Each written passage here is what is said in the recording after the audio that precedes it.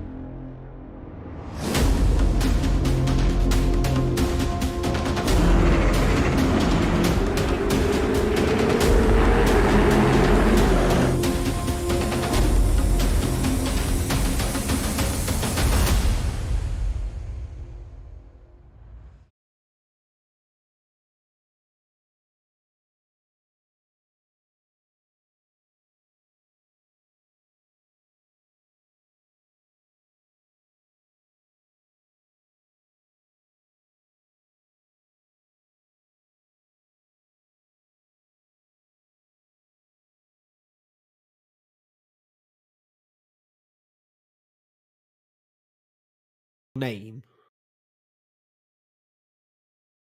All right, quality's live. Right. Yep. Well, good evening, everybody, and welcome along to the VRRC, where we are about to go into our final two races in the latest Touring Car Championship. It's been a fantastic season. It all comes down now to the final night of racing, and with a whole host of drivers still mathematically in contention for the title, it is set to be a real nail-biter. It's myself, Andy McEwan, to be joined momentarily by Jack Oliphant to talk through all of the action. And tonight, the action comes your way from the Hockenheim ring as we head to Germany for the next round of the championship, the final round of the championship. And it is certainly going to be an exciting night of racing, that is for sure. This is a circuit that I think will produce some very dramatic racing, and that's exactly what we've come to expect actually over the course of the season so far, as we visited some of the great racetracks around Europe, this European tour for the VRRC's Touring Car Championship. And as we head into the final round, we wait to see what this kind of track will produce. But it's a fast circuit, it's a wide open circuit, lots of big braking zones as well, that should produce plenty of excitement. Well, last time out, we were racing as per usual twice over the course of the evening, and we were racing on that occasion at Donington. It was a visit back to the United Kingdom, if you like, for the championship, which was certainly welcomed by some of the drivers, I think, who were a tad unfamiliar with the racetracks that we had been racing at, and it was certainly a pair of exciting races that we saw with in the end, a bit of a mix-up in the championship, mainly because championship leader and season-long championship leader Jack Smith was absent, sadly, from those two races. He was away on holiday. He's back tonight, but didn't score any points, and that became his second consecutive sort of dropped score of the season. Remember, the drivers dropped their two lowest scoring rounds. He had a bad time of it, really, at the previous round at Zandvoort, and then it went, once again, not too well for him because he didn't race last time out at Donington Park. In the meantime, some of his big rivals have scored pretty well over recent rounds. Kyle Felvis, in particular, was the highest scorer last time at Donington Park. 4 points more scored for the HFT racing driver than anybody else over the course of the two races, and that meant that he moved up into fourth place in the championship once those drop scores were all calculated. John Lask scored pretty well as well. He will be fifth in the points coming into this particular round, whilst Andy Dorman was also a good scorer. Now, Andy, I haven't worked out yet whether he is mathematically in contention for the title, but even so, was very happy, I'm sure, with the results that he got. Nicky Taylor, meanwhile, the fourth highest scoring driver, and Jordan Taylor, the fifth. So they were your top scorers across the two races last time out at Donington Park. Nowhere on that list, though, are Oliver Gibson or Elliot Dalton-Ayres, and they're actually the two nearest rivals on points to Jack Smith once those drop scores are calculated. So it wasn't actually a drop score for either of them. It was a solid, if unspectacular, night of racing for those two.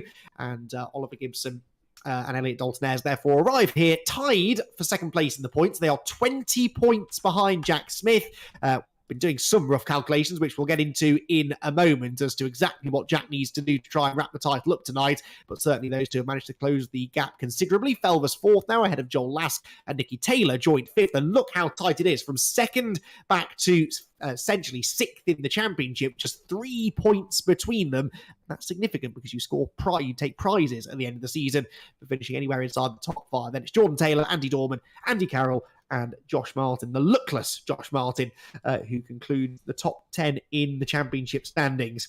So that is how the championship looks. I believe I am now joined by Jack Oliphant, and well, it has indeed. It is yes, rather quite finely nice to poised, isn't it, heading into this final round. Jack Smith, the timing of his holiday has breathed some real life into the championship. It's going to be exciting for that second place. So we can actually go into qualifying and see how they're getting on. And in fact, there they are. Here's Nicky Taylor, who's currently on pole position. Nope, just been proven wrong by Joel Lask. I do apologise about a few of the hold-ups that we've had in today's broadcast. Hopefully they'll be ironed out now and be able to crack on. So Andy, yeah, Joel Lask going well. Nicky Taylor not too bad, but a lot of the drivers pretty much just getting in their first flying laps.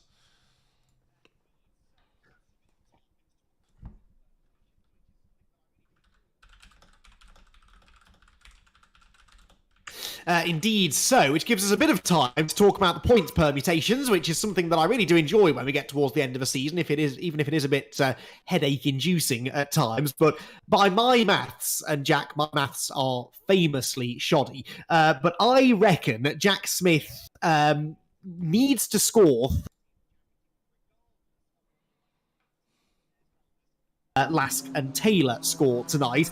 Now, 38 points doesn't sound like a lot, but actually that's basically 2 podiums required to guarantee the title, or a couple of top fives with some fastest laps. So the pressure is on a bit here for Jack Smith. He doesn't need a spectacular night to win the championship, but he certainly can't afford too much bad luck. No, he's going to have to be hot on it. He's, it's consistent. But we all know that Jack Smith is that kind of driver, though, isn't he? He can turn it on when he wants. He's very consistent. He very rarely gets flustered. I don't think I've ever put the Zoom meeting on him, like the picture-in-picture webcam, and him be flustered. I think maybe I've seen a reaction out of him once, and that was about it, sort of thing. So, yeah, I think he's going to be well up for this, and I'm looking forward to seeing how he reacts to obviously having a week off, and see if, he needs to get back into the swing of things at all. Oh, it's funny, a week away from racing isn't a long stretch of time by anyone's imagination, but it's funny with sim racing, it can sometimes lead to a bit of race rustiness just because, you know, the sim racers, good sim racers, people like Jack Smith, they're on the sim every single day. They put hours in, hours of practice every single day, and to suddenly lose that through being off for a week or more, that can sometimes disrupt your rhythm a little bit. We'll wait and see if that happens. At the moment, Jack is only 5th place, but then he's also only 0.4 of a second away from pole position, because Jack, that has been one of the big stories all season long, hasn't it? The closeness, the competitiveness of these qualifying sessions. A 1:43.0 at the moment is the fastest time in the session. Elliot Dalton-Ayres down in 8th is only 0.4 off that time. He is indeed, yeah, he is Elliot Dalton-Ayres. In fact, the top 3 all with a 1:43.0, and then 1:43.3 for Carl Felvers, and as you said, only a couple of tenths, well, 4 tenths in it, but down to Elliot Dalton-Ayres, who we're currently watching now, getting a little bit of a slipstream, and actually missing the apex quite badly, unfortunately for him, but I'm looking forward to seeing how close these drivers are. It's unlike Donington, it's not a circuit where they've been to thousands of times before. But it is a track that is quite well known in the motorsport world, and sim sports tend to go over there as well. Esports tend to sort of use Hockenheim. It's quite a flowy track, lots of momentum, but also some really good overtaking opportunities, which I'm looking forward to seeing quite a few people utilise. And I think the likes of Josh Martin are certainly going to have to try and utilise it to their advantage, because currently, again, well, inside the top 10 actually for Josh Martin, just something that's slightly unusual for us this season, because normally he hasn't had that good a qualifying. Yeah, qualifying has been his Achilles heel this season, hasn't it, rather, Josh Martin? But he's had flashes of brilliance throughout the course of the season. And, yeah, he will hopefully be able to find some of those either through the rest of the qualifying session, of which there is 6 minutes left, or during the races a little bit later on. Elliot Dalton-Ayres here diving for the pit lane for some new boots, so too Nicky Taylor. So we focus instead on Kyle Felvers. He's not improving on this lap, though. I suspect it might be an in-lap, or possibly an out-lap. I think it's an in-lap, probably.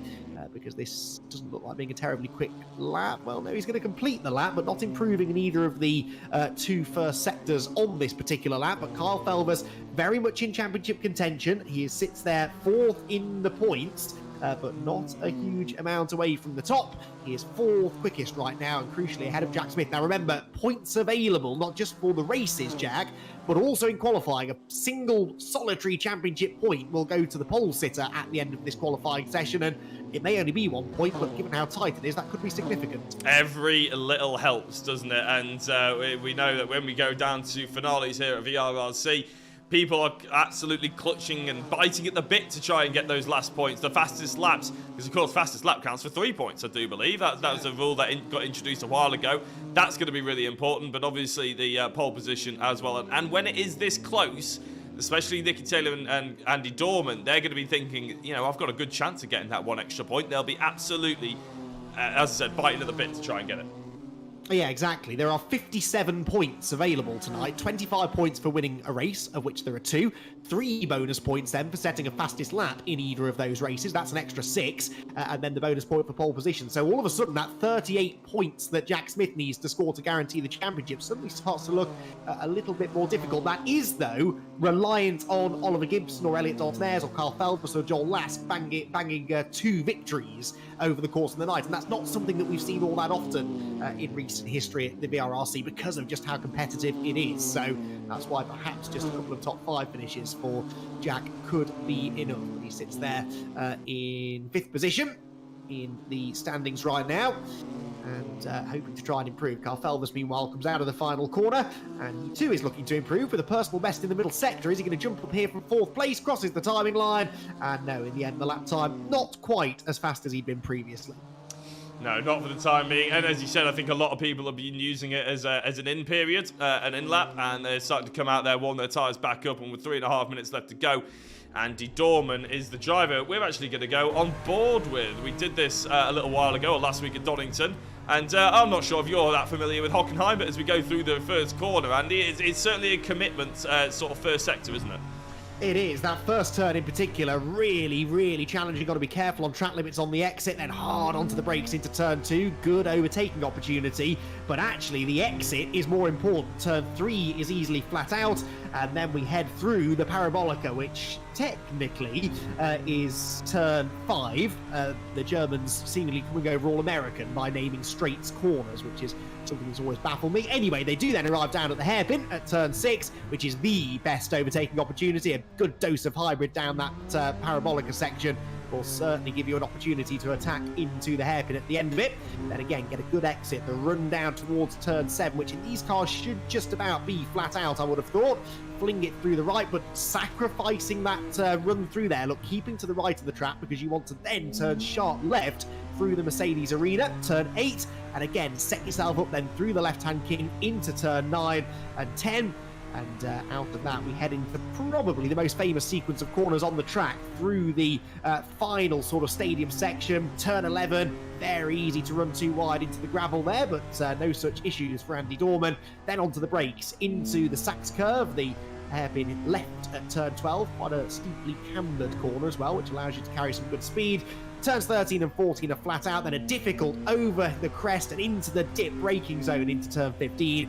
Before turn 16 brings you round to the conclusion of what is a pretty fast and furious lap around Hockenheim. You've got these long straights. You'd think, Jack, that you'd have plenty of chances to catch your breath. But as we saw there from the onboard footage, not really the case. No, and even when you are hitting that hybrid, going down the straights and everything, you got to be finding your braking zone as well. I mean, obviously in qualifying, they don't have the hybrid luxury, so they don't need to worry about that. But when they actually go into the race, they might even use one.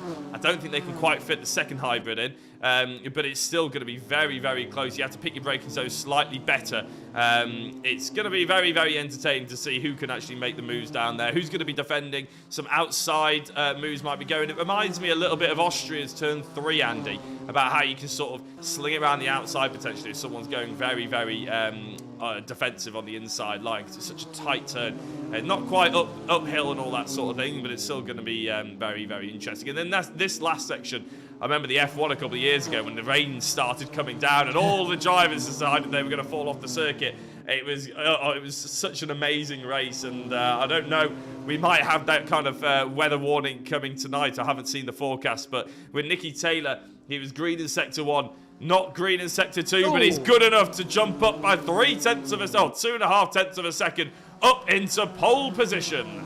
And you saw his reaction. I think he was even slightly surprised with what he was able to achieve there. So Nicky Taylor, again, very much a contender, if nothing else, for second place in the championship, potentially for the championship title itself. Pumped up well and truly after that, and rightly so, because we've just been labouring the point about how close it is out there, and suddenly he manages to go 2 tenths up the road from anyone else. The anyone else led by Joel Lask in second position, Andy Dorman third, Carl Felvers fourth, Jordan Taylor fifth, and Ollie Gibson in sixth. So at the moment, not a complete disaster this for Jack Smith, but he's only 7th fastest, and given how closely bunched Gibson, Dalton Ayres, Felvers, Lask and Taylor are in the championship behind him, he can't just focus on Gibson and Dalton Ayres. Felvers, Lask and Taylor very much a threat for the title as well, and that pole position lap for Nicky Taylor, if he holds on at the front, which I think he will get him 1 point closer to the championship leader. It will indeed, and as the checkered flag has dropped, we're starting to wait for the last driver to come across the line. Carl Felvers is probably the highest placed driver who's gone green in Sector 1, but Oliver Gibson, who we haven't seen in qualifying yet, is also green Sector 1 and can do with a massive improvement if he's to have anything to shout about come the end of this particular qualifying session. Joel Lask is in the pits. He has been in the pits for quite some time, and so has Josh Martin. So he's in 9th place. He's going to stay there as Kenny Press, Ilok Iyengar both cross the line. Here comes Oliver Gibson. How is he doing in Sector 2? Not so hot, but Jordan Taylor's gone slightly quicker. Carl Felvers has invalidated his lap, but Nicky Taylor is another driver on a charge. He's gone green in Sector 2. Anybody else gone double green? Not quite yet. Jordan Taylor might be the driver with the answers as he comes through the penultimate corner. Or is that the last corner? No, it was the penultimate corner. Now goes through the last corner, runs a little bit wide. Jack Limits having a bit of an argument with him there, I'd say. But he's going to come across the line. Jordan Taylor does go a bit quicker, but not quick enough to advance himself up any positions. Oliver Gibson across the line. He just takes the checkered flag and doesn't get further up either. Nicky Taylor's crossed the line. Quite a few drivers across the line now, Andy. It doesn't look like there's anybody who's going to be particularly interested in taking that pole away. No, seemingly not, but an excellent effort that from Nicky Taylor. Like I said, a bonus point for him, and he looks as though he's on for another really good night. He's been strong these last 3 weeks, hasn't he? Had a couple of rough weeks, but when he's been on the pace, he's been pretty tough.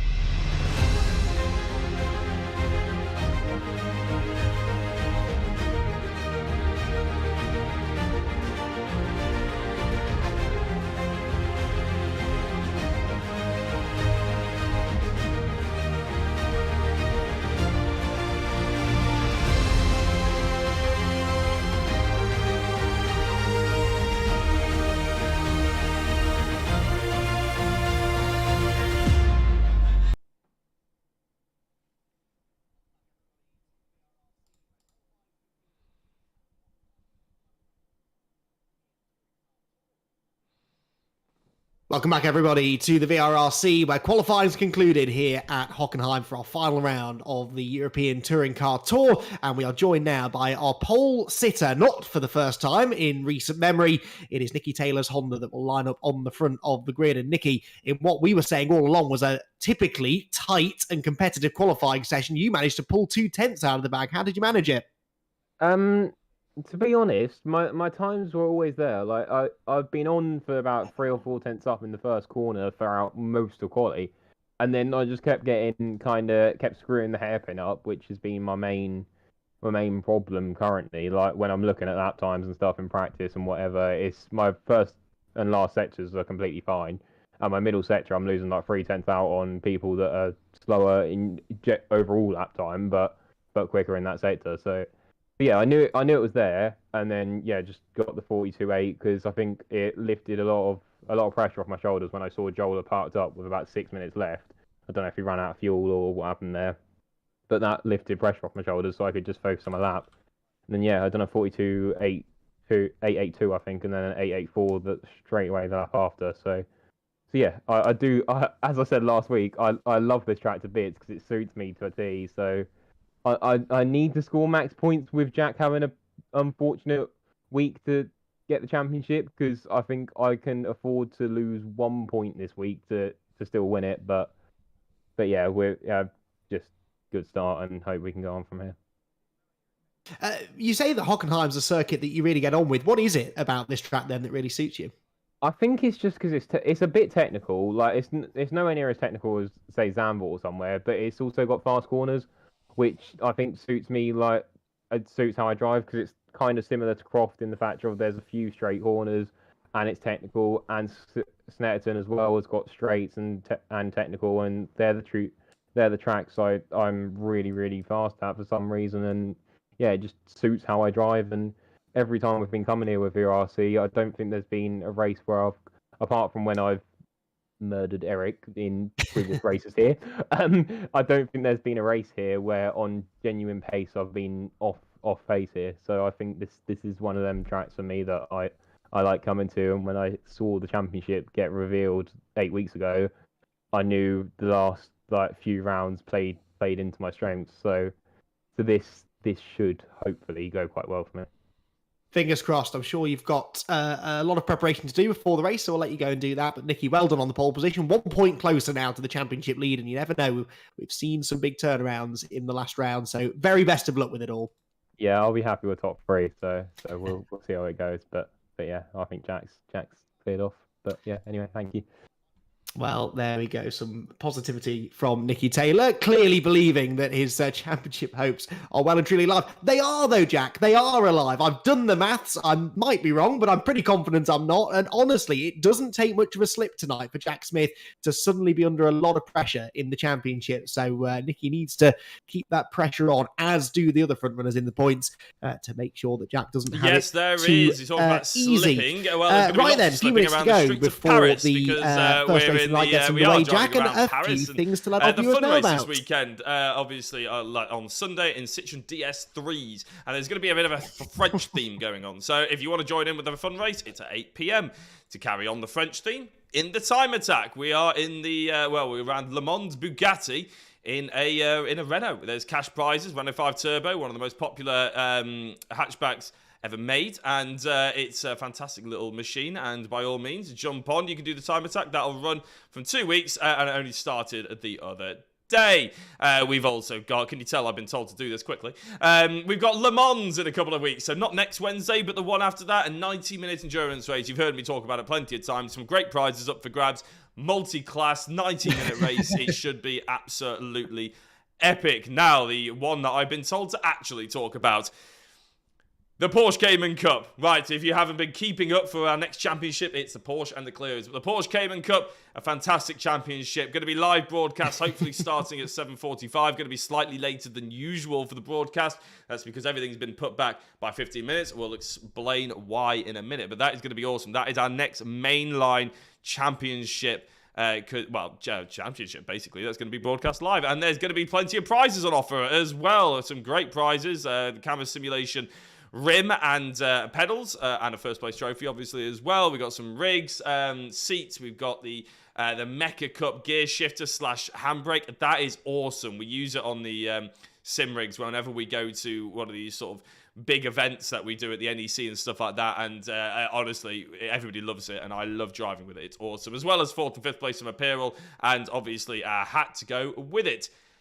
Now, I said that we were starting 15 minutes later for the main championship. That is because, of course, we are doing the Renault Clio Cup. Now, that starts at 6:30, so slightly earlier. We run both races before we end up going to the Cayman Cup Championship. And at the moment, if we get enough entries, we're going to go live broadcasting this as well. If we don't get enough entries, then we'll do some kind of broadcast. It may not be the full kit and caboodle like we're doing today, but it'll still be pretty epic, I'm sure. So that's for drivers who are maybe looking to compete in the main championship, but maybe haven't had the experience just yet.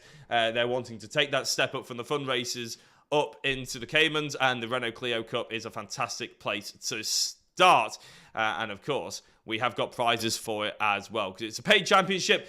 We have plenty of prizes. We've also got, along with all the VRRC kitted up things, we've got the PMR, the Power Max valeting kits that Rich has managed to find some from previous championships long ago. And so plenty of opportunities for everybody to win prizes, get some good racing in, and Wednesday nights are going to be jam-packed. Right, Andy, I think that's about it. I think we can go racing. Excellently done, Jack, and in perfect timing. Look at that. The red lights come on. We're ready to go racing here at Hockenheim, and we're almost ready to crown a champion. Off they go then, down towards the first corner. Nicky Taylor starting on the right, and on the left, Joel Lask in the Hyundai, and it's Taylor who will have the advantage heading into the first corner, and the Honda driver will lead them through turn one. Aggressive stuff further back. That's Carl Felms, I think, isn't it, up the inside line, barging Andy Dorman out of the way as he now tries to make some progress up into third place, using the hybrid to complete the pass there. Was was Kyle, but that was an important move for the youngster to make. He knows that he needs to try and get away with the race leaders. Nothing other than race wins will do for the likes of Taylor, Lask and Felvers, and they've made some good early progress already. Jack Smith, the points leader, is 7th, so more or less where he started, but Jack, he's under threat as they head for the hairpin. Yeah, I think everybody's under threat as they go into the hairpin. We're actually looking at Elliot Dalton as he's trying to lunge both BMWs. It's going to be ambitious. It's not going to work either. He managed to hold on to the brakes just long enough so he didn't rear-end half of them. And everybody managed to just about get through unscathed, which I'm quite impressed with there, Andy. Jordan Taylor managed to get through, and I just saw that actually Oliver Gibson and Jack Smith aren't done battling between the brothers. It's going to be a bit of a spat, a family feud, you could argue here, as Gibson up the inside, but Smith carrying that momentum round as Elliot Dalton airs. Just about rear ends. We've had some rear end drama involving a BMW, but it's unfortunately A-Lock Iyengar. Yes, it is, and Abrinosa, I think, was involved as well in that, but fascinating battle there between Smith, Gibson and Dalton Ayres. They're the top 3 in the points, remember, absolutely together, but right now losing a chunk of points to Lask, Felvers, and Felvers, Lask and Taylor, who are in the top 3 positions right now. So Jack Smith 6th, there is Dalton Ayres down in 8th position with Josh Martin and Andy Carroll in behind. And, well, intense stuff, as always, here in the early stages, particularly for the championship leader, who needs a clean pair of races. Across the line, we will go then, and it is Nicky Taylor who leads the race. Joel Lask in 2nd place, Carl Felvers 3rd, Jordan Taylor going with him in 4th position, while trying to, but he's under threat now from Andy Dorman as they begin the 2nd lap. Yeah, Andy Dorman trying to put the hammer down. He's a look at Elliot Dalton Ayres jumping out, getting into that braking zone. I think he was using the hybrid leading up to that one, and you can see a nice little move there. That'll hurt Oliver Gibson. He won't be enjoying that one bit as Jack Smith now puts another car in between. Well, Jack Smith didn't really do anything about it, but he's looking to put a car in between himself and Elliot Dalton Ayres here because he's attacking Andy Dorman, the driver who did so well in qualifying. Seems to be slipping backwards. He's fallen behind Kyle Felvers, fallen behind Jordan Taylor, and he might be falling behind the BMW as well. That's a big lunge, though, from Jack Smith. He's missed the braking zone, and here comes Dalton Ayres. Yes, he does. We've had a change of lead as well, but this is the championship leader really getting his elbows out now. Andy Dorman is back alongside him as we head towards the Mercedes arena, and the BMW man could be under threat from 2 cars. No, sweeps past Dorman, just leaves the Ford driver enough space and manages to creep through. Dorman now left to battle with Dalton Ayres, who hangs it tough around the outside, will try and carry the momentum down towards the final complex of corners, which he does indeed. Oliver Gibson now joins in the battle as well, but he gets squeezed out, and Andy Dorman will hang on to 6th place. But I mentioned a lead change. It is Joel Lask now to the front. He has found a way past Nicky Taylor, and that is big for the championship. Joel Lask, remember, was actually fractionally ahead of Nicky Taylor. In fact, they were tied after the drops coming into the night, and Joel Lask has managed to squeeze through into the lead. He has indeed, yeah. There is Nicky Taylor looking unusually calm, I would say, for Nicky's standards. Normally he's a hunched shoulders, attacking over the wheels sort of driver, but he seems to have relaxed himself somewhat, and maybe he's going to try and pick himself up as Carl Felvers, I think, just set one of the fastest laps of the race in 3rd position, trying his best to charge through the order and get himself into this fight for the lead, because Joel Lask has done particularly well, but it is going to be Nicky Taylor who's the one initially hunting down, as Oliver Gibson has managed to find his way through on Andy Dorman. They're side by side. Well, yes, they are. Meanwhile, Taylor, I think, was making a run for the lead, but hasn't been able to close in. So, yes, we'll focus on this then, down towards the hairpin. Gibson on the inside, but Dorman is going to hang on just about. And the Ford man then stays in 7th place. Can Gibson outbrake him? No, chops to the outside instead. This is frustration for Oliver Gibson, who's had really strong pace these last couple of weeks, but when it really matters, he just can't move forwards. No, he can't at the moment. It's difficult for me to see right now, but I think he's not quite had the kit behind him. But here is Elliot Dalton Ayres against Jack Smith, who again is having a few headaches, I fear, this evening. He said he needs podiums, Andy, to secure this championship under his own steam. He may be relying on other people here. Well, but this is the thing. Lask, Taylor and Felvers being in the top 3, this is the kind of situation where he does really need to be up on the podium, and he isn't. He's 5th place. He's got Elliot Dalton Ayres behind him. In fact, he's got Elliot Dalton Ayres up the inside into the hairpin at the Sachs curve. Is that going to work, though? It's a cambered corner, so momentum can work around the outside, but I don't think it has. Dalton Ayres trying to lever aside the points leader, who looks as calm and cool as ever. as he tries to leave the Hyundai driver enough room. Good driving that from both drivers to keep it clean, and for Jack Smith to hold on round the outside, but he's slow off the final corner, and Dalton Ayres is going to try an impossible move, surely around the outside of turn 1. That's never going to work in a month of Sundays, but it does. Dalton Ayres goes through, he runs wide, chops back onto the track, and moves ahead of Jack Smith. Yeah, a little shake of the head there by Jack Smith. I don't think it was actually Elliot Dalton Ayres' move particularly. I don't think he thought it was unfair. I think he was cursing himself silently in the background. But yeah, it's the most reacted we've seen. The biggest reaction, we've seen from Jack Smith, isn't it, really? It's very unusual we see anything from him. But right now, he's looking a little bit pressured with Andy Dorman now chasing him behind. If we're looking at hybrids, everybody's pretty much got exactly the same. About 10 or 11 with Nicky Taylor on 9. Nobody's churned through them massively. No one's conserving them. Oh, Jack Smith, he's been turned round. Jack Smith's been turned round by Andy Dorman. And there we go. That's the biggest reaction we've seen from Jack Smith. He's not exactly throwing his hands about or anything like that, but that's going to be absolutely massive, Andy, when it comes to the championship as he makes contact with Alok Iyengar. Oh my word, how many times have we seen this happen through the years with the VRRC championship leaders who just need to get it over the line in the final round, suddenly finding drama, and that's exactly what has happened to our points leader Jack Smith. Now remember, 2 dropped scores. One of those is a 0. That was his missed round from a week ago. The other dropped score was the 30 points that he scored at Zandvoort the week before. So as long as he beats 30 points, then this will not become a dropped score, and we won't know really until we get deep into the second race whether that's likely to happen. But my word, Jack, you couldn't script that, could you? His big championship rivals are running 1st, 2nd and 3rd in the race, and suddenly Jack Smith is 13th, and you have to assume carrying some damage. Yeah, speaking of their championship rivals, let's have a look at Joel Lask and Nicky Taylor and Kyle Felvis and how they're getting on. Well, they've spaced themselves out quite a lot. In fact, the whole field has really spaced themselves out, Andy, haven't they? If you look at the left-hand side, the timing tower, we're talking at least 8/10 of a second, 9/10 of a second between each driver. The closest battle we have on circuit is Paul Laramie versus Andy Carroll between 9th and 8th place. But we've got to focus somewhat on the talk of the town, which is going to be these top 3. Surely now, Andy, you may well, if you're driving out there, you may well have seen or you may well have heard that Jack Smith has been turned around. You are throwing everything at this now, aren't you? You're throwing everything at the wall, see what will stick. And hopefully, you may see a mistake from the driver in front of you. If you're Joel Lask, that's an enormous amount of pressure. It is, but then Joel is one of those drivers who soaks up the pressure really well because he doesn't really get too worked up. He doesn't really start, making mistakes under pressure and getting a bit carried away. He doesn't strike me as the kind of driver to, think too much. And I mean, that sounds like an insult, you know what I mean? He just concentrates on driving, not doing the maths, not worrying about the championship. He's just results focused.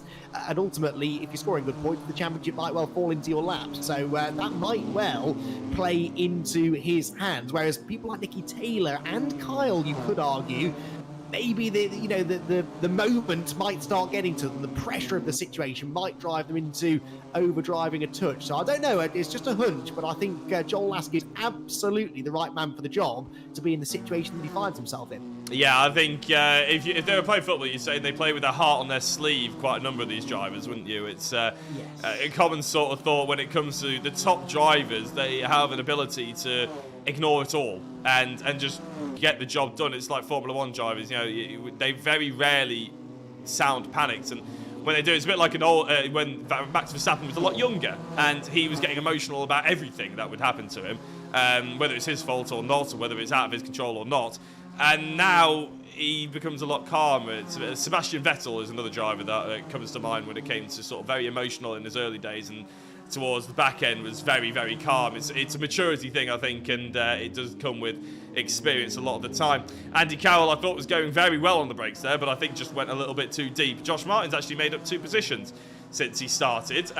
We can actually have a look at Josh Martin, I believe, and see how he's getting on in the sim. There he is, no fancy dress today. But he's got the closest battle out there on circuit to contend with, which is Andy Carroll chasing him down, and then Paul Laramie.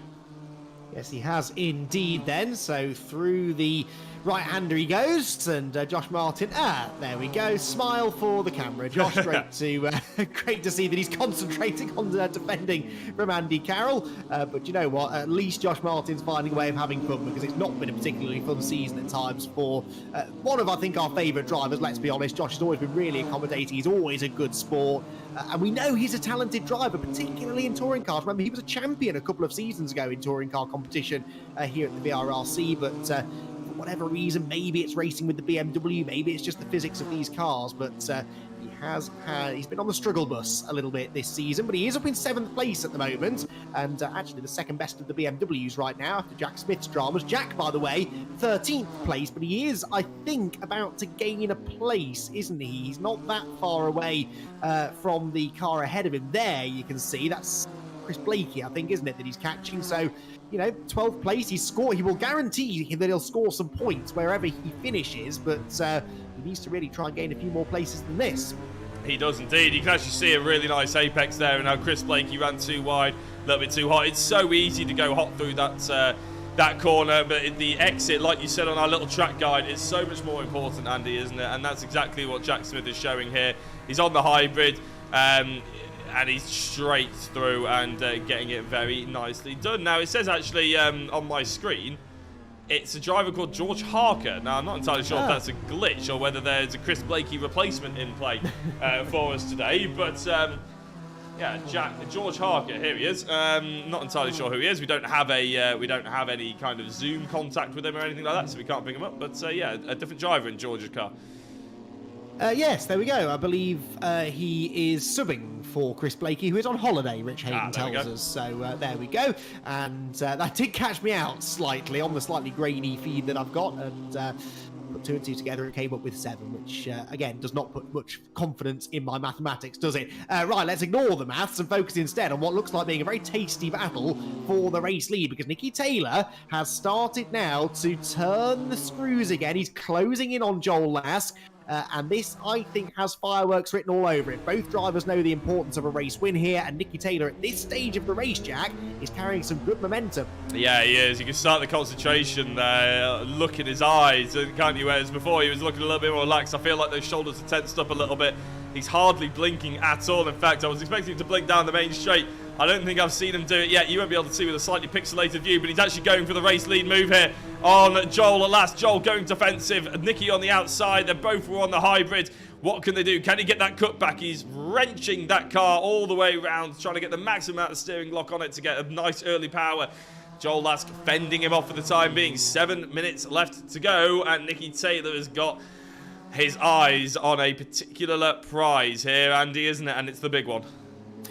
Indeed, so he's already got the fastest lap. That's worth 3 bonus points. So even where he sits, he's scoring 25 points. That's exactly what you get for winning a race. But of course, an extra 3 points could go his way if he gets through. And I reckon, as it stands, he's only about 7 points behind Jack Smith in the championship. Obviously, Jack is on course right now for this to become a dropped score. So the calculations get a bit complicated. But Nicky really, genuinely is knocking on the door of challenging for the championship here. Into the final few corners he goes. You can see the grit and determination on his face. There's a snatch of a break there from Joel Lask. We've got 6 1/4 minutes to go, and Joel Lask feeling the heat. Out onto the pit straight they go. Will either of them choose to go for the hybrid then, I wonder? They're both pretty even on their hybrid use. 1 fewer available for Nicky Taylor than there is for Joel Lask. But Nicky knows that if he can get that trap position, that could be enough. Yeah, I think going down the start-finish straight is not the position you really want to be using the hybrid, because the first corner is not an overtaking opportunity, and it's such a momentum corner. You don't want to have to slow yourself down too much or run too wide. It's all about the corner 2 and corner 3, isn't it? Or even corner 4, actually, I think this might be. Going down towards it now, I think Joel Lask has used the hybrid. Nicky Taylor has just saved it, actually, which means they are now even on 5 hybrids left each. You can see the gap that means that he managed to pull, though. Josh Martin's just lost a position to Andy Dorman. But I tell you what, going down into the braking zone, this could change. And Josh Martin's actually with a big grin on his face, jumping up and down in his seat. That's good to see, isn't it? Josh Martin enjoying himself thoroughly at this final round of the championship. Look how late Dorman was on the brakes, though. Almost sailed around the outside of Paul Laramie, but didn't quite manage to make that stick. So Laramie hangs on to 7th, Dorman 8th, and Josh Martin still grinning away. I don't know what that said. I'm quite glad, Best I think. There we go. And that's one of the best moves of the race. He's very late on the brakes into the Mercedes arena. Okay, I'll take that back. He outbraked himself rather. Over the curve he goes, and Dorman goes back through. Yeah, I mean, at least he's giving the fans what they want, a little bit of interaction, but I'm sure they probably want him to move forward as well. Well, if you're going to only scrap over 8th place, you might as well make it entertaining, mightn't you, from Josh Martin's point of view. Great stuff from him. With less than 5 minutes left to go, though, I think we're going to have to leave Josh Martin to the Battle of the Andes and focus a little bit further forward again, Andy here, because the third Andy that I have to speak to today. It all gets very confusing, doesn't it? But Nicky Taylor, I think, is just about starting to think about one last push. Yes, I think he is, isn't he? Through turn number 2 he comes, and well, a good exit from here could give him an opportunity, but predictably they both jump onto the hybrid. Now watch that delta. Is it coming down or is it going up? It's sort of staying the same, as you would expect, because they were both on the hybrid. Taylor does have the slipstream, of course, which should assist him slightly more, but then there will be a slight weight discrepancy between the two as well, so that kind of evens things out, I reckon. Joel Last cannot afford to put a single foot wrong here, because Joel, it's worth mentioning, would be scoring at the moment exactly the same amount of points as Nicky Taylor. They came into the round on exactly the same number of points. So as intense as this is for Nicky Taylor and as determined as he is to try and take the race victory, it matters just as much for Joel in the championship race. Yeah, it's a bit of a shame we don't have the visuals on Joel in his sim, actually, because it'd be quite interesting to see what his expression is like. We've never been able to hook him up to the Zoom call and get him to show his face on stream, but you never know, maybe in the next championship. But coming down to the wire here at Hockenheim, I was always hoping to get the live reactions of all the drivers involved. But Nicky Taylor, I can tell you, is looking very determined. Since we last saw him, I don't think he's blinked. I've been having a look at him on the Zoom. Didn't want to bring him up on screen just yet until the last couple of laps, potentially. But we're about to come down to that sort of stage, aren't we, Andy? Because with 0.3 of a second and just under 3 minutes to go, 1 minute 43 lap, this could be the penultimate lap of the race. I think you're absolutely spot on. It is going to be the penultimate lap. These two comfortably quicker than anyone else right now. The only drivers capable of lapping in the 142s at this stage of the race, but they are absolutely inseparable. The gap at this point on the lap ago was about 0.43 of a second, although it came down dramatically there as Nicky Taylor really braked late, but I think braked a bit too late, sacrificed his exit speed, and that means that Joel Last manages to stay ahead. Now, I think there is still one more hybrid available. No, they might be on the same number of hybrids. They're on 3 each. They're on 3 each, right. So as long as Last doesn't make a mistake, he's got a hybrid to use every time that Nicky Taylor does. So he can defend that hybrid. We've seen that when they're both on the hybrid button, there's no difference at all in top speed between the two of them. So barring a mistake from Joel or a lunge from Nicky, this should be Joel's race to lose. Although here we go, Nicky goes on the hybrid when Joel doesn't. This is the moment. Tries to get to the inside. Last closes the door absolutely legally as well. And Nicky had nowhere to go. Tries to get the switch back now through the Mercedes arena. But that was always what it was going to take, Jack. Nicky had to get on that hybrid button when the leader didn't, and it just didn't work. Yeah, I think you could argue that he's potentially wasted him. He's still got a decent run, hasn't he, out of a couple of corners here. And although Joel Lask has that get out of jail free button now, he has one left in the barrel in case he needs it. Carl Phelps is down to 2. He's not catching these guys.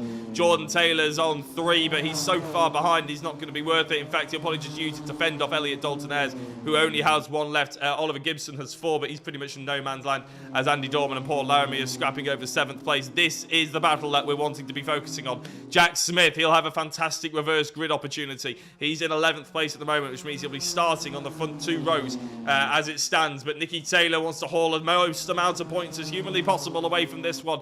I think, Andy, you said that he's still on for the fastest lap, and he's on for the race win still. Yeah, I think so. Final lap then. Let's see what's going to happen. Into turn 2, Lask defended. That compromises his exit speed. This could do it for Nicky. You know, he's had a much better exit from turn 2. But again, they're both on that hybrid, and we know that Joel should still have one left after this. And that could be enough for him to defend from Nicky Taylor, who is more than close enough, though, to think about a lunge. The slipstream takes effect. Lask defends the inside line. And Nicky Taylor has only one option. That's to try and go the long way around the hairpin, or maybe concentrate on the switchback. Wait for that hybrid button to go orange. I'm sure he's going to use it. Yes, he does. But Joel Last tries to use it as well. They're absolutely together as they head up towards the Mercedes arena. Both of them using their hybrid button. And Nicky Taylor is almost level. He's got the inside for the right-hander. That's the outside for the left. There's a bit of a squeeze from Joel. There's a bit of contact. Taylor's on the curb. He's sideways. He's furious. But ultimately, he's still in second. Yeah, I know he's furious. I don't think that's as bad as it potentially looked. It was a little bit too much of a squeeze, maybe half a foot too much. But Joel Lask, I don't think it was that bad, Andy. But we'll wait for the stewards to decide. They're going to have a few things to look over the course of this race. He's giving it a flash of the lights. He clearly thinks that's pretty much the race done. The checkered flag is going to drop. But you have to say, Joel Lask has driven pretty damn well. Yes, he has. Into the final couple of corners. Is there another lunge coming from Nicky? He's so good on their brakes. Almost gets within touching distance of Joel Lask, but it is not going to happen. Out of the final corner comes Joel Lask, who claims victory here in race number 1 of the night at Hockenheim. Nicky Taylor threw everything at that, but ultimately has to settle for second, whilst Kyle Felvers bags some useful points in third position. Is that going to be enough, though, to keep him in the championship conversation? Meanwhile, whilst that was all going on, Jack Smith, our championship leader, has been steadily gaining places, and with every place gained, he gains a point as well. So for 9th position, 12 points now going his way, and that, I reckon, on live as it stands points, puts him about 10 ahead of Nicky Taylor, assuming this doesn't become a drop score and things all get very complicated. So at the moment, Jack Smith still doing enough, and he will now be starting from towards the front of the grid for race number 2, and that could just save him. But, well, we've had a season's worth of drama already, and still one more race remains. Can Jack Smith wrap up the title? Well, we'll find out in a few minutes' time. Before that, though, we'll hear from our podium sitters, podium sitters, just on the other side of this quick break.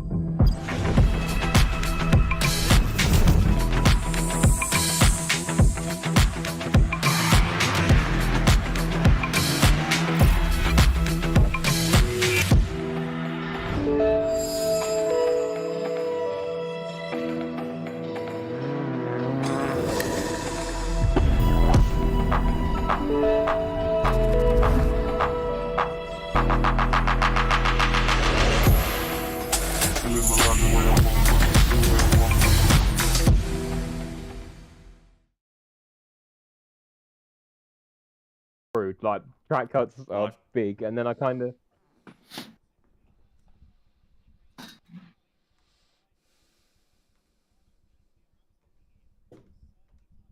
Welcome back, everyone, to the VRRC, where our opening race of the night has provided quite a lot of drama, and we are absolutely here for it. It has certainly tightened the championship up quite nicely. Terrible race for Jack Smith, our championship leader. But some of his big championship rivals scored heavily, and 3 of them join us now in the commentary box, and we'll begin our post-race interviews with our race winner, Joel Lask, who somehow, Joel, managed to hang on there towards the end. Nicky was really coming back at you through the second half of the race, but you had a small advantage on the hybrids in those final couple of laps, and that really seemed to be the thing that made the difference. I think that was probably the only thing that kept me ahead, to be fair. He was all over me the whole race. I know I pulled a small gap sort of middle of the race, but yeah, he came back at me as my tyres went off. So yeah, fair play to him. It was a cracking race. It was a great race, and an important race as well for your championship. Obviously, you and Nicky came into tonight tied on points, and at the very least fighting for second in the championship. But with Jack Smith now having a spin and finishing down in 9th place, you two are right back in the championship conversation as well. So extra pressure there on your shoulders to stay in front.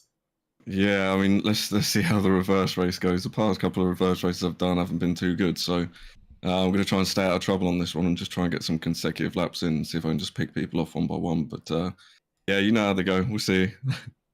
I made a comment during the race that I don't think you're the kind of driver who, in the middle of a race, would sit there calculating the points and thinking too deeply about the championship situation. But is it on your mind at all in a situation like that? And now going into race 2 where you're starting at the back, but a good result could still win you the title?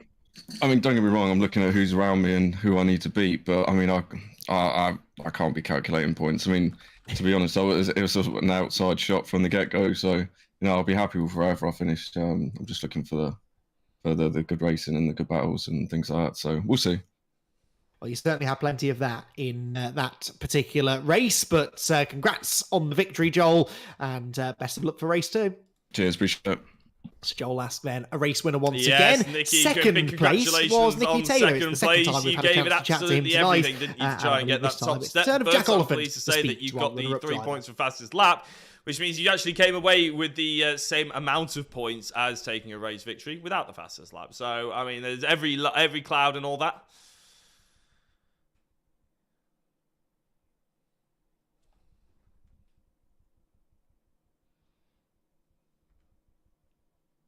Yeah, I mean, it's the race started off a bit poo for me, to be fair, because I kind of within the first 2 laps I got 2 cuts on the second lap alone, so I then was being really tentative, which I think then is why Joel pulled a gap initially, and then yeah, I saved my push to pass, so I had 2 on the last lap, and then from my eyes, I just got driven straight. Well, I was going to say, it's obviously the streamers streamers get a lot more opportunities to look at every single angle rather than what we saw on the broadcast and what you saw in the car as well. But from our point of view, it did look like a pretty epic couple of battles. You used hybrids to try and sort of in the not optimum location, but were you trying to sort of maybe give Joel something to think about in certain places of the track we thought he was safe?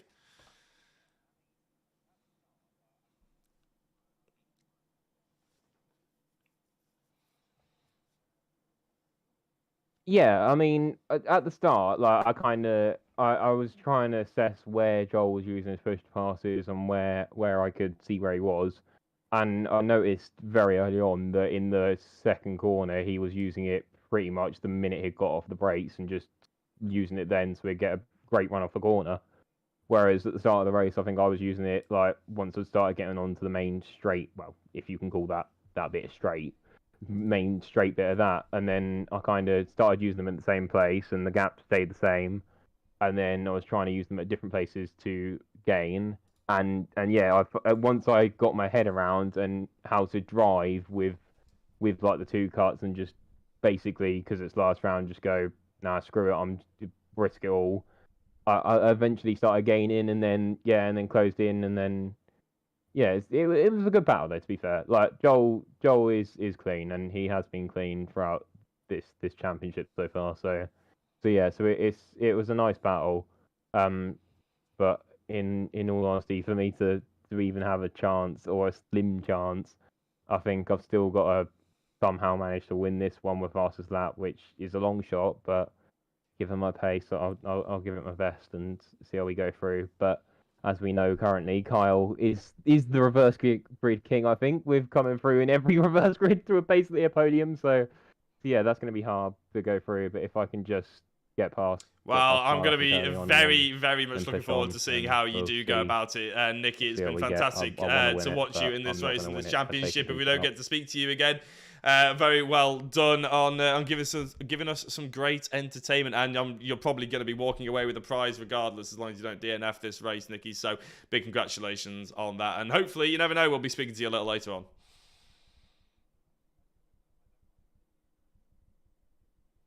Fantastic, Nikki. Thanks very much. Andy, I believe you got 3rd place, man. I already mentioned in that interview there. I do hope so. Kyle I don't mind Felder, any of the top 3, so yeah, thank you.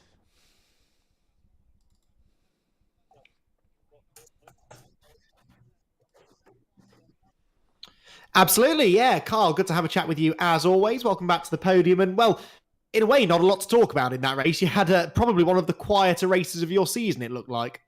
Yeah, I mean, there was no one really around me, so it was just a case of driving clean laps, consistent laps, and keeping my place. I think I got 2 track cuts quite early on, and then I managed to get a third one, which wasn't too happy about. So I was just trying to stay on the track, like you meant to, and not get those track cuts and not get a penalty. So. Which thankfully you managed to do, but third place, solid points, not really as many as you would have liked, but we just saw in that last race what can happen.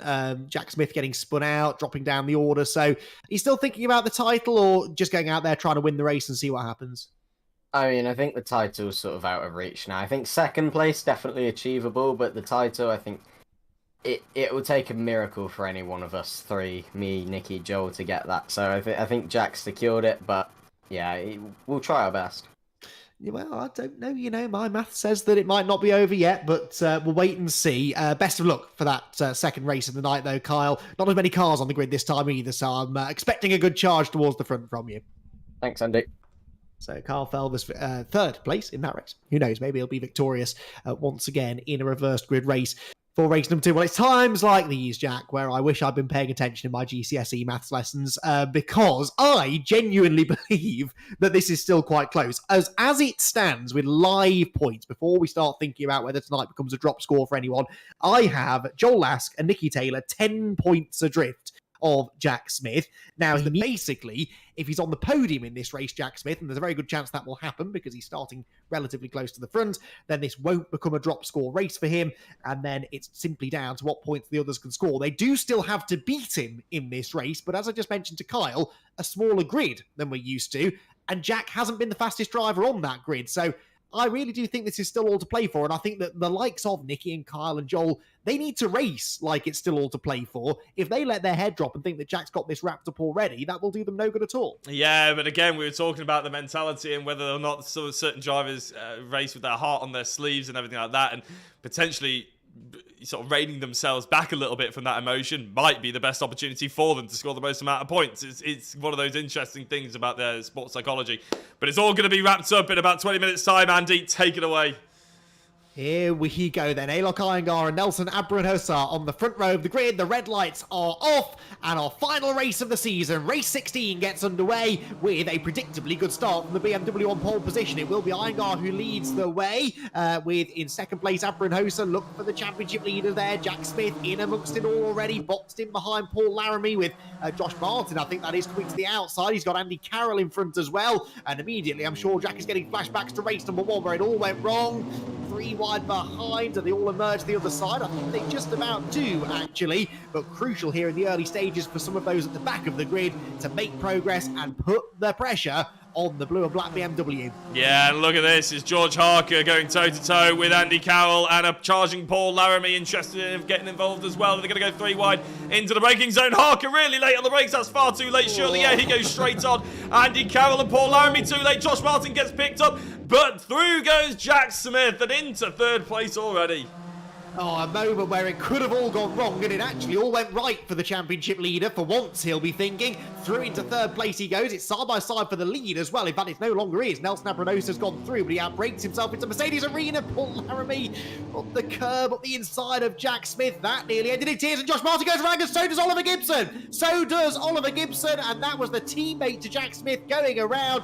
Significant on 2 counts, because Oliver was still a championship threat, but he's also potentially an ally for Jack Smith if it came down to it, and he is now out of the equation. Yeah, Kyle Felvers going next door to that Laramie as well, and Laramie really is well, putting himself about a bit in his early stages. You don't want to be going side by side through the third sector here. Hockenheim as Jack Smith is getting all too close to Alok Iyengar as well, and it's getting far too close for comfort here in sector 3. Andy Carl Felvers has managed to just about survive, but here goes Jack Smith into second place, but a charging Andy Carroll looks interested around the outside. Alok Iyengar, don't do that round the outside of turn 2. Carl Felvers, can he just about survive this? It's so close.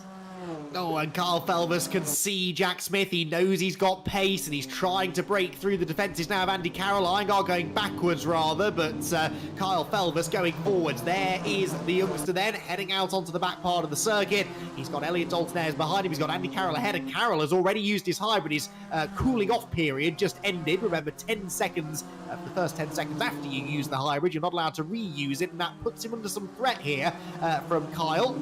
I don't think ultimately Kyle's going to get through here. Sort of finds a gap in the middle. Paul Laramie comes in like a steam train from behind, gets into the side of Elliot Dalton-Ayres. Jordan Taylor knocked out wide as well. And I thought for a moment that was going to benefit Nicky Taylor, but actually Nicky hasn't made the progress I expected. No, he hasn't. Just showing the reaction of Jordan Taylor there, though. He's not very happy. Remember, it's almost like a bit of a flashback to a week ago, though, when everybody got rear-ended by Jordan around Donington Park in the final corner of race 2. A few people will probably be thinking, yeah, that's sort of how it feels.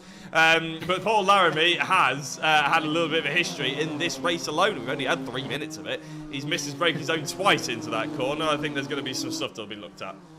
Yeah, not making many friends, is he? But hey, it's the last day of school. You don't really care about that, do you? You just want to try and get a good result if you can. It always interests me, though. Certain drivers will race against people fighting for a championship a bit differently at this stage of the year. And some drivers, like Paul Laramie, quite clearly don't. So I kind of like that, really, because if you start rolling over for them, then it sort of decides things anyway, doesn't it? Anyway, Kyle Felvers, 4th place, wants to turn that into 3rd place here, and he wants to do it, ideally, before Jack Smith gets the lead, because remember, he hasn't yet got the lead. Nelson Abranosa, who's never won with the VRRC, in fact, he's coming to the end of his first ever season, only a half season at that with us, is still leading the way. Kyle Felvers is up the inside of Andy Carroll, who's definitely done more than half a season of racing with us here at the VRRC, and he does now move up into 3rd place. But yeah, Jack Smith struggling actually to catch particularly rapidly the race leader. Yeah, he's a 7/10 of the gap, isn't it? And if we're talking about hybrids, they're all pretty much on the same. Elliot Dalton-Ayres has used the most. He's on 9, but everybody else is on 10 or 11, so Elliot's only used 1 more than everybody else, pretty much. So it's going to be very, very equal as we go down towards... Oh, Andy Carroll, is that late on the brakes? That's very late on the brakes, Andy. What's happening here? Kyle Felvers sees it just about in his rearview mirrors and manages to just about miss the apex and let Andy Carroll do whatever he wanted to do, which is at the moment actually overtake Kyle Felvers. He's going to be on the inside. No, he's not, just about surviving it.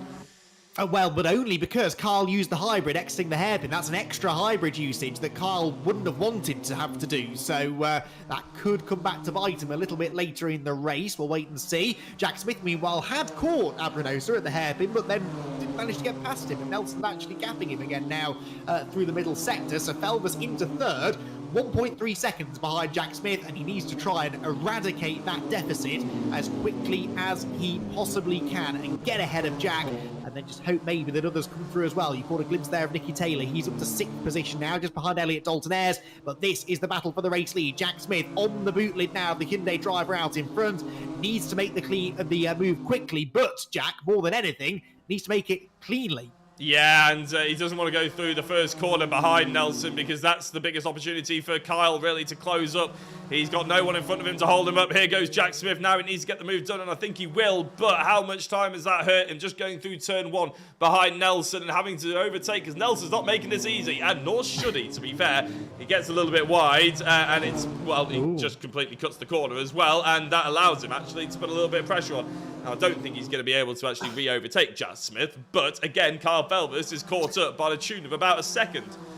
Yeah, he's taken about a second since I mentioned what the gap was, so he might even have a go here at Nelson into the hairpin. Only 2/10 between the two Hyundais. It's Jack Smith the leader now. Abranosa late on the brakes in second, a bit too late, misses the apex, and that might give Felvers a chance. Yes, he has. Felvers nips straight through on the inside.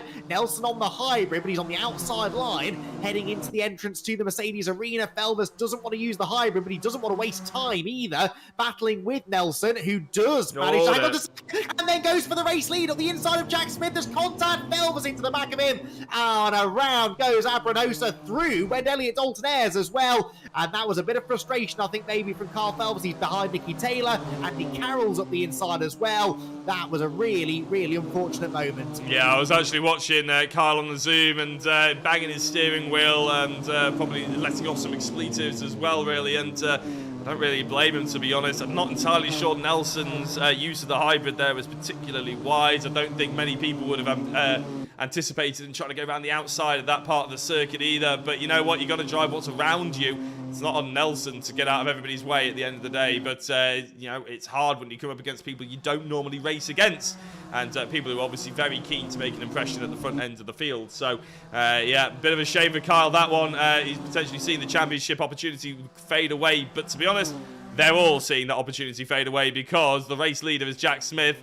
And who's going to put money on him being caught and overtaken in the next 12 minutes? He's not the fastest around here at Hockenheim, but he's just such a good driver. It's so difficult, even if you can catch him up. And he doesn't need to win this race. That's the thing. A podium will do it. So he can afford to let a couple of them through in a way, and it wouldn't be a complete disaster. Of course, the danger then is that he lets them through and they sort of back him up into the rest of the pack. But right now, the rest of the pack are squabbling amongst themselves. Andy Carroll and Jordan Taylor nip up the inside of Carl Phelps, who very calmly retakes the positions on the exit of the turn and manages to get back through into 4th place. But Carl Phelps' race really unraveling now as he gets stuck battling with people that he doesn't want to be. You can see the look of resignation almost now on his face as he begins to realise that this one's over, and Carroll has a nibble at him heading into the Mercedes arena. But Kyle just manages to hang on. At the front, meanwhile, Jack Smith managing to escape a little bit now. He's 3/4 of a second to the good over Elliot Dalton-Ayres, who doesn't have the pace, but the man behind him we know does. Nicky Taylor, second in the previous race, fired up, nothing to lose, and he's going to waste no time, I'm sure, in putting the pressure on and trying to move into 2nd place. Yeah, he's looking like a determined soul, doesn't he, Nicky Taylor? Maybe using a bit of that... well, he felt a bit aggrieved, didn't he, after the end of the first race. Maybe focusing that a little bit. I've just realised his microphone is glowing red. It looks a bit like E.T.'s end of his finger or something, doesn't it? It's a bit of an odd thing, that. But, yeah, he's looking very motivated. He's looking very focused. And going through the first corner, I think he's got a pretty decent run as well on Elliot. I think that's just the red mist emanating from Nicky's head as he realises what's at stake here. Up the inside, he goes into turn 2, and that was a lovely move. And he didn't waste time with it, he says, as he wastes a bit of time running side by side through turns 2 and 3. Well, forget that. Elliot Dalton-Ayres actually gets his nose back ahead, so Taylor is going to have to fight this. Had better momentum, though, off through the parabolica, and he's got that inside line for the hairpin. He also has more hybrids than Elliot Dalton-Ayres. Last time I checked, Nicky and Jack Smith both on the same number of hybrids remaining, so that's beneficial for those two. But Dalton-Ayres supremely late on the brakes of the hairpin, and he might just fend Nicky off. It's drama behind. There is drama behind, and we have a very, very annoyed Kyle Phelps, who I will take off just in case anybody wants to lip read what he's saying, particularly his parents. But yes, he's not very happy. He is now facing in the right direction, so he's going to have to switch back on. But Jordan Taylor, Andy Carroll's having a nibble now. He's getting bitten by everyone, and Andy Carroll, I think, I don't want to say anything about the incident that was before at the hairpin, because we didn't see a good view of it. But Andy Carroll, Carl Phelps was both involved in that, and I think Jordan Taylor was as well. Jordan Taylor's ended up getting through. I don't know who caused it, don't know anything like that. But Carl Phelps, he's certainly getting an awful lot of nibbles at the back end now, isn't he? Yeah, he has got a feel for Carl, really, because he had a bit of a frustrating first race, he sensed, having to drive within himself because of the track cuts that he had. And, well, frustrating doesn't begin to cover what's happened to him in race number 2. He'll keep on plugging on, I'm sure, but realistically now, less than half the race to go. 5th place, not good enough for him. Right, through come the race leaders. Taylor has now managed to get past Elliot Dalton-Ayres and is setting off after the race leader on that particular lap. Nicky Taylor did a 1:43.2, so did the race leader. But of course, Nicky's now in clean air and might just be able to set off after him. But even if Nicky wins the race, I don't think that's going to be enough for the championship. He needs Jack Smith to fall off that podium. Yeah, I was going to say, I think I do apologise if anybody Nicky Taylor fans out there when we missed the overtake because we were focusing on the contact from before behind them. I think the overtake happened whilst we were focusing on Kyle and his little mishap with the other drivers. But it does look like he's in 2nd place. But you're right, Jack Smith needs to have a nightmare for anybody else to have an opportunity here. And even if he does fall off the podium, that would be classified as a nightmare, because look at the gap he has back to Jordan Taylor, who's down in 4th position. It's a good sort of 4 seconds, isn't it, Andy, right now? And that's probably not going to be lost right now unless he has a big spin on his own, which is unlikely because it's Jack Smith, or he gets punted round. And I doubt that'll happen either, because a lot of these drivers will... Yeah, you could get into the... Nicky Taylor could turn Jack Smith round, but at the end he's just going to get a penalty for it, and he won't win the championship either way, so it's not worth it. No, exactly. I'm sure they'll keep it clean, but Nicky's certainly not going to be bashful about throwing a move, is he?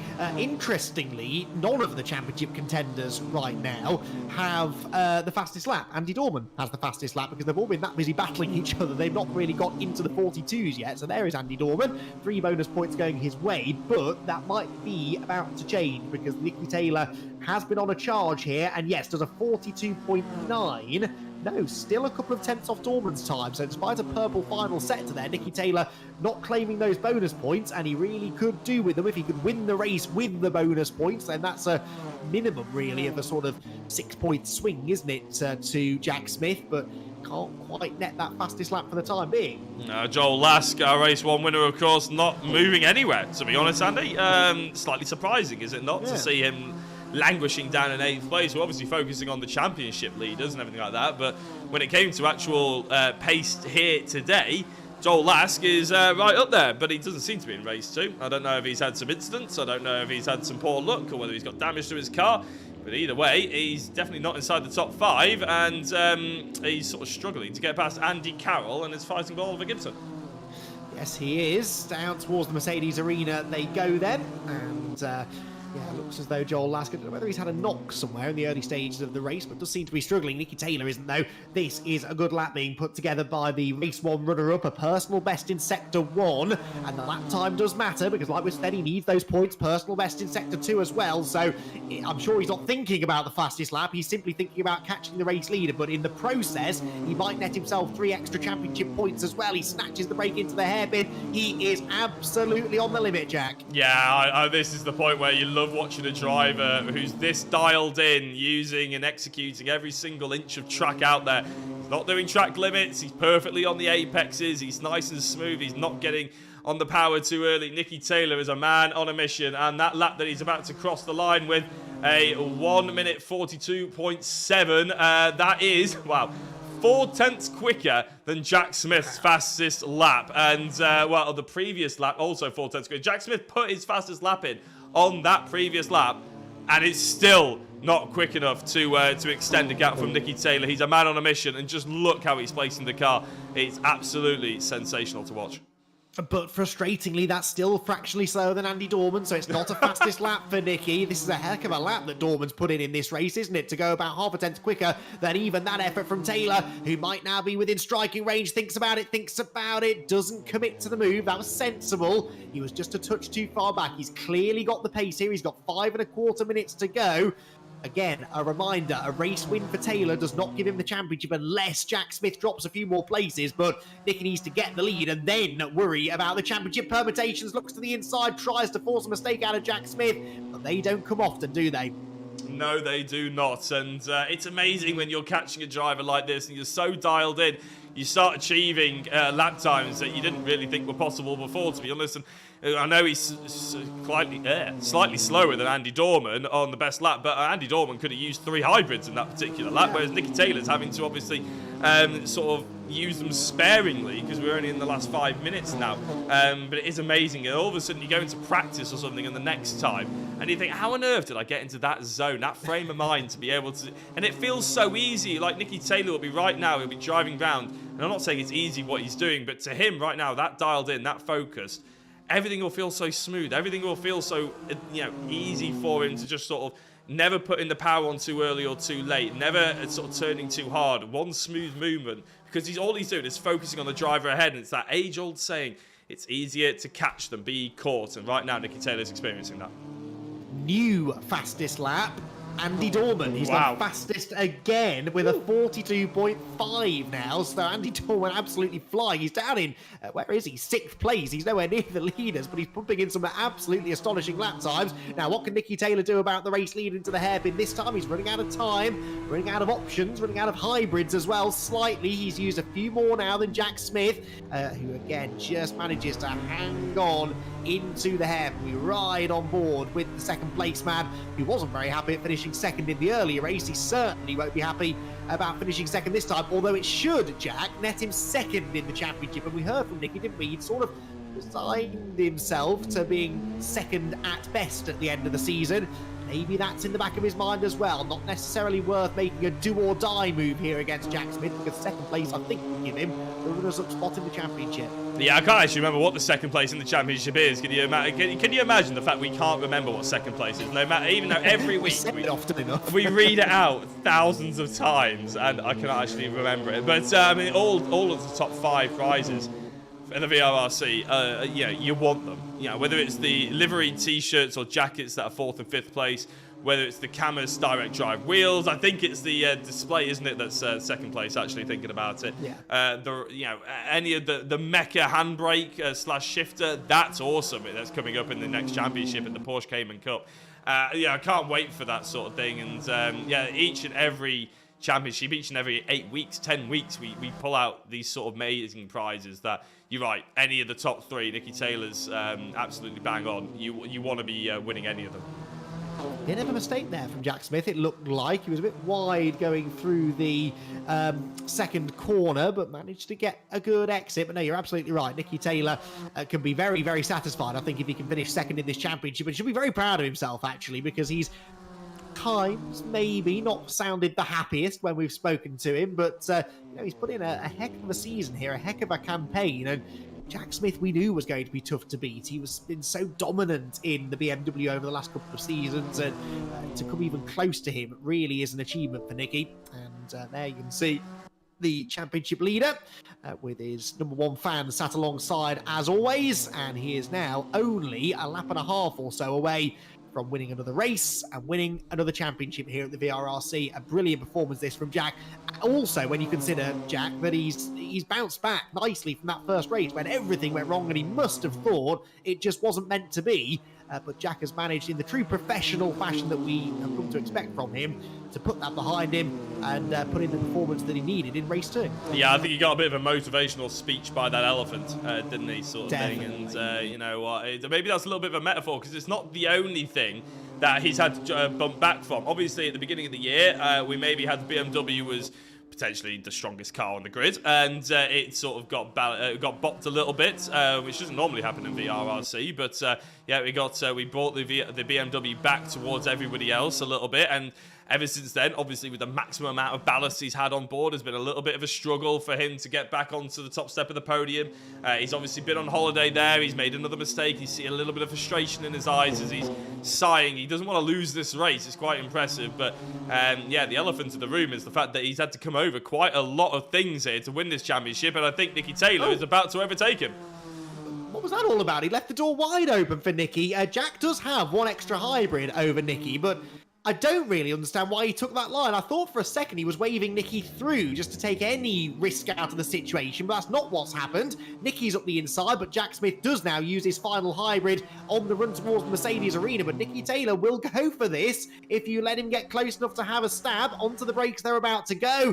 Does Taylor think about the inside line? No. In the end, they brake pretty much simultaneously. Jack Smith a little wide, though. But if he does hang on to win this race, that's the first thing I'll be asking him. I don't really understand what that was all about, but ultimately he manages to keep Nicky at bay, and there's now only a few corners to go. Limited on overtaking opportunities now through the final complex of corners, and Jack Smith surely knows that he's only moments away from sealing another VRRC championship. This one more hard fought perhaps than even he expected, particularly through the second half of the season. He missed the penultimate round of the championship as well, which gave everyone else maybe half a chance, but ultimately half a chance is all they were going to get, because it is Jack Smith who rounds out the championship with a race win. The championship win. Jack Smith victorious here at Hockenheim, whilst Nicky Taylor has to settle for second in the championship. Elliot Dalton comes home in third, with Jordan Taylor fourth and Carl Felvers completing the top 5, but it is Jack Smith on top, and Jack Oliphant deservedly so. Yeah, look at that. He's already got the hat on. He knows who he's racing with, doesn't he? It's trying to get that plug in, and that's a lovely hat I think he can win. So, yeah, well done to Jack Smith. He's been absolutely superb. I'm sure he'll be looking for gloves to go with that as well. Everybody else is crossing the finish line now. Joel Last, maybe the driver, who and Oliver Gibson, we're surprised at him, those couple of drivers, to be so far down in race 2. But wow, well done to Jack Smith. It's been a hell of a championship, and we'll be speaking to him in a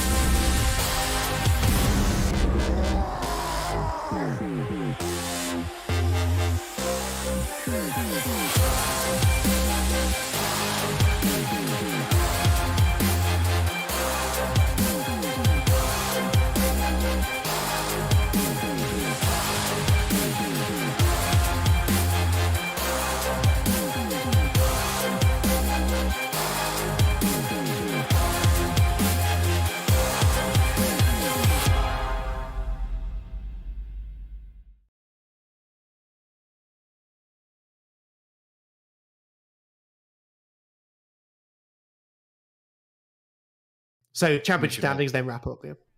Cool. Welcome back, everyone, to the VRRC, where, provisionally at least, we have crowned a champion. And it's not the first time that this man has come out on top at the end of a season of racing with us. Jack Smith, victorious not only in the championship, but also in the final race of the season. And Jack, a fitting way to cap off the championship, but a rather stressful night, I think. Yeah, no, that first race wasn't very good, was it? But that was a same way I topped it off last season as well, winning the last race, and against Nicky with the hybrids as well. It's like it's so weird, but yeah, no, it feels weird being interviewed again. To be honest, it's been a rough last few races, but we just didn't have pace throughout the second half of the season, and just tried to go as flat out as I could in this last race, and yeah, trying to manage my hybrids as well as I could. So I had 2 at the end and hoped Nicky had 1, and it was like a game of poker right at the end there. So I just had to play my cards right, and luckily I didn't make any mistakes. We nailed the track limits and didn't get any cuts. Well, I got 1 cut, but I was using every last bit of the track limits and just praying to God that I didn't get a track limit cut just to find the time. But yeah, it worked out well. We got the win. It's another one to the tally. So really happy, really happy. They're getting harder to win, though, aren't they, these championships? Obviously, you didn't make life easy for yourself by having a slightly inconveniently timed holiday last week. By the way, I don't know whether you need better lighting in your room. I was expecting a better suntan, having missed the last round to go off travelling, but that did rather put the pressure on, didn't it, for tonight? But even before then, once the BMW had those balanced performance tweaks made mid-season, it hasn't been easy, has it, to win races and score those consistent points that you need? Yeah, no, we lost. I say a fair. It feels like a fair bit of top end. You go up against push to pass with Nicky. I couldn't do anything. He just sort of went past me. He's got less ballast also as well. So we had to run. We had to really compromise with setup. We had to make the rake as flat as we could just to minimize drag and all that sort of stuff. So we'll think about everything to try and get that top end back. But the car wasn't really as I wanted it to drive. It wasn't as pointy and stuff. So, but that's just what we had to do to keep the top end up. And we just had to work around it, and in some races it worked, some rounds it didn't, but we tried our best. But yeah, we'll I'm happy at the end to get the win in the second race. So bit of a hard to get one, like, but yeah, it's not too bad in the end. It was all right. Can't make it easy for you, Jack. Yeah. Stole the words right out of my mouth, Rich. Yeah, we don't want to make it too easy for Jack. We're going to have you back for our next championship. That's my next question. I hope the answer is yes, because we're doing something a bit different now, aren't we? Going back to sort of rear-wheel drive GT cars. We're going to see you on the grid for that one. You'll see me at Caymans and you'll see me at Le Mans. So I'm very happy to be doing those. Le Mans, I love Le Mans. Throwing myself in a GT should be quite fun, trying to avoid all the LMP2 guys. And then Caymans, I mean, yeah, that's going to be a mega championship in it. So straight 6, Caymans, rear wheel drive. I mean, I feel like me and Ollie have got the upper hand practice-wise at the minute. I've been driving these things for the whole season. But we'll see how that one works out. But I'm looking forward to it, and should be good. Excellent stuff, Jack. Well, thanks for having a chat. Congratulations on what's been a fantastic season-long campaign and your latest championship here at the VRRC. Well done from all of us. Yeah, thank you very much, guys. And well done on the stream tonight, guys, as well, and for the last few times as well. So it's been a really good stream. Been watching back after every single race. So yeah, that's what I do in the evenings after the races. So and then also well done to Ollie, because he's done really well this season. Where did he come in the end? We believe he might have slipped down to 6th. Didn't have a great final night, did he? But yeah, he's been quick all season. Right. I see. Yeah. But yeah, no, he's been performing well all season, and we've been practicing together, and he's improved massively this season. He's been putting me up against it, so it's been really good. And yeah, thanks to all the guys that made it happen. DK Power, Sherman Rubber, Samford Motor Services, and Hop Cabin. Lee's watching. Well, I think he's watching later on. So yeah, hopefully this is a nice surprise for him. Yeah, don't spoil it. Don't be sending him a winning speech via text or anything. Good stuff, Jack. Well done. Massive congratulations. And we'll see you at Le Mans. Cool. Thank you very much. So Jack Smith, our race winner, our championship winner, but Jack Oliphant chased hard all the way, not only in that race, But in the closing stages of the championship, Yeah, Nicky, my man who sort of wrote his there's championship no- hopes off at the I start know of the you night, but won't in want the to hear end came a bit closer maybe than but even you he put on a hell of expected. a show tonight. Jack now gets the chance to catch It up was with Nicky Taylor. close but no cigar. You said it was going to be difficult to win the championship. You gave it absolutely everything, though, and on that last race, you just couldn't quite get it past him, could you?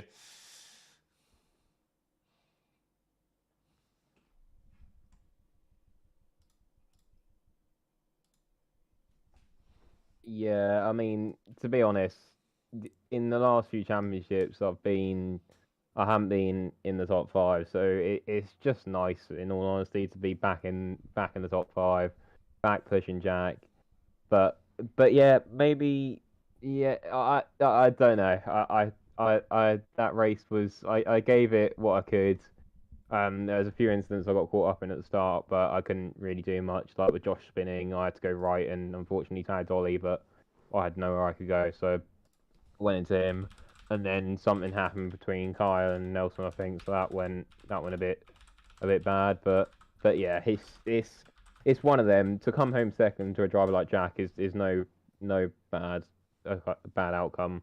And yeah, to be honest, second in both races, pole, and I think fastest lap definitely in the first one, and then I think Joel got it right at the end in the last one. So yeah, it's nearly the night I needed, but even with the two, like the 3 extra points, whatever it is for a win, I still would I have. was going to say, about I mean, 3 or obviously this is 4 all Jack, provisionary, provisional. yeah, Even provisionary is it's not one a of word, them, but but provisional. it is good. I've got to take positive But out of it. you know, That's taking it. home a nice, Championship. tasty display as well, Aegon display is not a bad second place prize, is it? As well as obviously the second place trophy.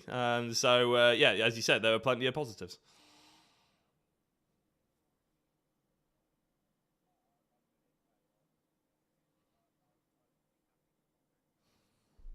Yeah, I mean, in all honesty, coming into tonight, I said it earlier on, and I'll say it again. I would be happy with top 3 in the championship.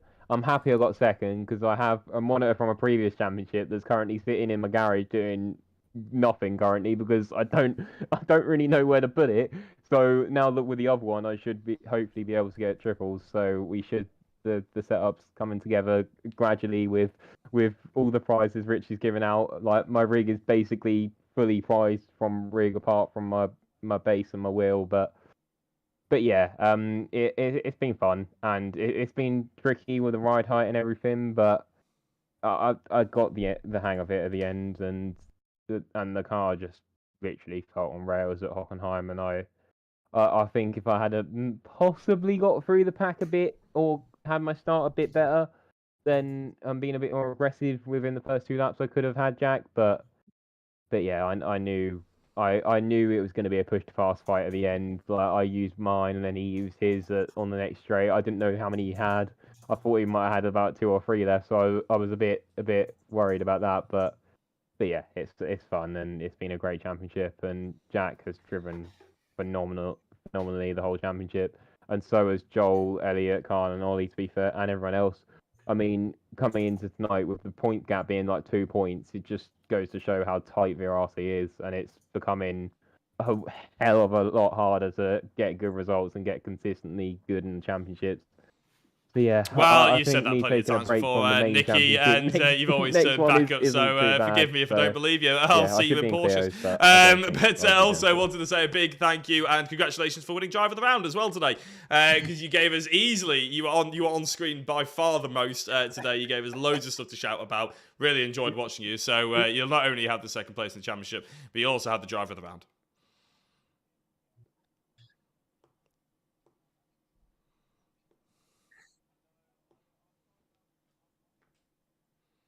Yes, yeah, and Have thank you you. remembered you know. you have actually signed up to the Porsche Cup? I know.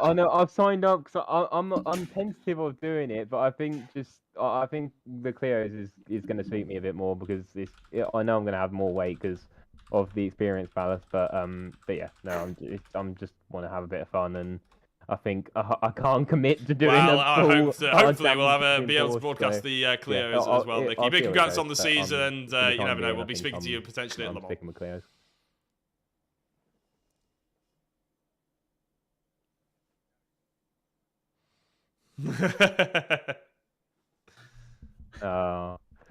not Le Mans, but yeah, definitely No, fair. he's not signed up for Le Mans. No, Well, we'll see. definitely We'll Theo's see when maybe we see you, Porsche, Nicky. So I'll give you a maybe for now, and then knowing me, it'll probably end up being a yes. But we'll see how you it at goes. Porsche, Nicky. We'll see you in the Porsche, Nicky. Okay, all right, we'll see how it goes. All right, see you later. See you on the feed. Good stuff. Thank you, Nicky. And yeah, congrats on the second place in the championship. Right then, Elliot Daltonair's third place finish. I do! Go on, Rich. I think we should get Nicky back for a bit more. It's not like we've got anywhere to be tonight, and we do love hearing from our drivers at the end of the night. Elliot, quickly, the third place in the race. I'm not sure where you ended up in the championship. I think you've just missed out on a top 3 spot. It's been a tad frustrating, hasn't it, really, this season? The potential's been there. It's just not quite come together. No, I've been a bit unlucky here and there, but I honestly think it's been quite good. I mean, the drivers are really good. I mean, Nicky's great, Jack's great, Joel's great, Kyle's great. It's just everyone's getting really quick now, so it's getting harder to get good results. But yeah, congrats to Ed because the gap that he had, I don't think it's come down, but yeah, overall I think it's been really good. And of course, as we've been talking about, we do now move back to some rear-wheel drive GT style racing. We've seen you really excel at that in the past. So how confident are you that you can now bounce back and really show us the Elliot Daltonairs that we saw, for example, in the GTV3 Championship? Yeah, I haven't driven a rear-wheel drive in ages, but I'm sure it'll come back to me with the Porsches and the LMP2. I think is rear-wheel drive, or it might be all-wheel drive. I don't know, but yeah, I think it's gonna be nice to be all in the same car, so everyone's equal at the same track. Because in these, sometimes a certain car is better at a specific track, but it's gonna be nice for all of us to be in the same car. We haven't really had a chance to speak to you as often as we, and I'm sure you would have liked this season. So we haven't really had chance to mention the fact that you're racing now with Phoenix Sim Racing, and that's all been sort of a really important thing for you and for the whole team. So how's that all been going behind the scenes? Really good. I mean, Reese and Stu are very nice and very helpful, and of course we've got Joel as well, who can be, I mean, is very helpful, very kind. But yeah, Phoenix has very kindly sponsored me throughout this championship and the past championship, and the future ones as well. But I'm just really representing the brand just to get the name out there to help people with mental disabilities and just disabilities get into sim racing, as they might find it as a passion, and I think we're doing a really good job of that so far. Yeah, absolutely. All for a great cause. And yeah, great to see that you continue to work with them and support them. And I'm sure they really appreciate it too. We appreciate you having a chat with us as well. And hopefully we'll get to talk to you plenty more when we go Porsche racing, and perhaps first at Le Mans. But Elliot, congrats on what's been a solid season for you. Thanks, Andy. Thanks, Jack. There we go. So Elliot Daltonairs does conclude our podium interviews there. I think that is all of our business attended to, apart from confirming provisionally that this is what the final championship standings look like. 244 points for Jack Smith in the DK Power Racing BMW, whilst Nicky Taylor came up just short, but only 12 points. It could so easily have swung back his way had Jack Smith run into some more drama in race 2, which he very nearly did on a number of occasions. Joel Lask, meanwhile, gets third after that really solid first race of the night, with Elliot Daltonairs, who we just spoke to, missing out on the top 3 by a single point in the end. Carl Felvers came home in 5th ahead of Oliver Gibson, Jordan Taylor, Andy Dorman, Andy Carroll, and Josh Martin to complete the top 10 at the end of what has been, Jack Oliphant, a fantastic season. We've had some really good racing. I think these European absolutely racetracks loved it. really, To be honest, always a touring fan of the touring cars, and Rich was saying to me earlier that he can't believe that it's about you, we're on season 5 of them. We've done 5 myself. seasons of touring cars, and I'm sure it won't be too long before we see them pop up again, to be honest, even though I'm very much looking forward to the Porsches, because that's a fairly sort of mid-powered rear-wheel drive car. As you said, one make series again. The Clios offer something completely different. Yeah, it should be awesome. But of course, we've got that special LMPs and GTs around Le Mans to look forward to. So plenty of things to look forward to here at VRRC.